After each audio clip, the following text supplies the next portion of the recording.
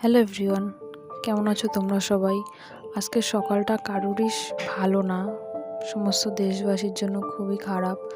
কারণ কালকে যে ঘটনা আমাদের দেশের গুজরাটে হয়েছে, সেই ঘটনার দুঃখ মুখে বলে কোনোভাবেই প্রকাশ করা যাবে না। কত মানুষ মারা গেছেন, কত মানুষ তার আপনজনকে হারিয়েছে। কালকের এই সময় তারা বেঁচে আছেন, কিন্তু আজকে তারা নেই। ভগবানের কাছে বলি যেন তাদের সবার আত্মিক শান্তি দেয় ভগবান। আর যে মানুষজনরা তাদের পরিবারকে বা তাদের কাছের মানুষকে হারিয়ে যাদের ভগবান অনেক শক্তি দেয় যেন এই এত এত খারাপ জিনিসটাকে সহ্য করার। সবাই যেন ভালো থাকে, সুস্থ থাকে।